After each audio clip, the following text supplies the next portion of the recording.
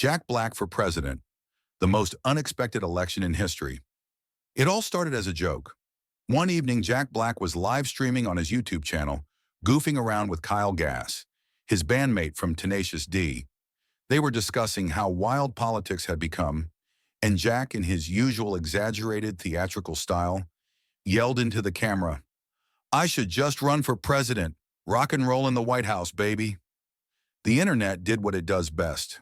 It took the joke seriously. Within hours, the hashtag number Jack Black for president was trending worldwide. Memes flooded Twitter, depicting Jack Black shredding a guitar in the Oval Office, replacing the presidential seal with the Tenacious D logo, and signing executive orders with an electric guitar instead of a pen. The chaos escalated when a group of enthusiastic fans actually submitted his name to be considered for candidacy. The next morning, Jack woke up to an unexpected email from the Federal Election Commission. "Congratulations, Mr. Black. Your campaign is now officially recognized." "Wait, what?" Jack screamed, nearly dropping his breakfast burrito. He ran to Kyle, shaking his phone like a madman. "Dude, we gotta fix this." Or, Kyle raised an eyebrow, "we ride the wave."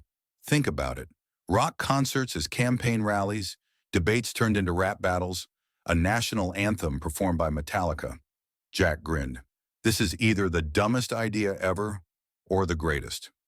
The campaign begins with zero political experience and absolutely no intention of winning. Jack hit the road. His campaign slogan? "Let's get loud." His campaign bus? A repurposed tour bus covered in flames, blasting AC/DC wherever it went. Jack's rallies were unlike anything politics had ever seen.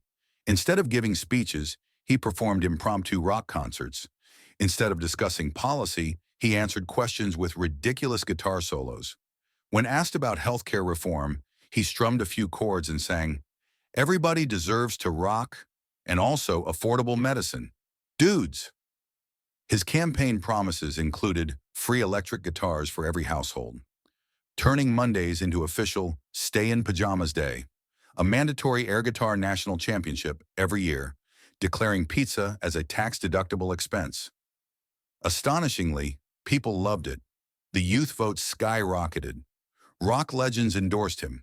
Even famous politicians couldn't resist cracking a smile at his antics. And then something insane happened. The debate disaster, or victory. Jack Black was somehow invited to the presidential debate. Against all logic, he showed up, wearing a cape. As the moderator asked the candidates about foreign policy, Jack leaned into the microphone. "Look, man, all I know is, if you shred a sick enough solo, even world leaders will headbang together." The audience roared with laughter. His opponent tried to regain control of the room, but it was too late. Jack had turned politics into entertainment, and America couldn't get enough. The highlight? When asked about the national debt, Jack pulled out a guitar and played a 20-second solo so legendary that even the moderator started clapping. The internet exploded. Election night shock, nobody expected Jack Black to win. Not even Jack Black. Yet as the votes rolled in, something became alarmingly clear. People were actually voting for him.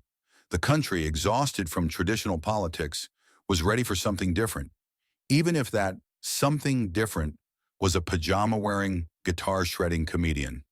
When the final count was announced, Jack Black had won the presidency. Jack sat on his couch, pizza slice in hand, staring at the TV in disbelief. "Wait, does this mean I have to, do stuff?" The rock and roll presidency. On Inauguration Day, Jack Black walked onto the stage, grabbed the mic and screamed, "My fellow Americans, are you ready to rock?" The crowd lost their minds. His first executive order? Mandatory karaoke Fridays in all government buildings. His second? Replacing the boring "Hail to the Chief" tune with an original Tenacious D song. The press tried to grill him on serious issues, but he always found a way to spin it. "Mr. President, how do you plan to handle international relations?" "Easy, dude. I'll take world leaders on a road trip in my tour bus, crank up some Led Zeppelin, and we'll bond over the magic of rock." Problem solved. And somehow, it worked. His infectious enthusiasm made diplomatic meetings more fun. Nations that had been at odds for years were suddenly laughing together. Tensions eased. The world wasn't sure whether he was a genius or just so chaotic that everything worked out. The legacy of President Black years later, when asked how he managed to survive his term, Jack Black simply shrugged. I just did what I always do, man. I rocked, I rolled, and I made people smile. And honestly, that's exactly what the world needed. The end.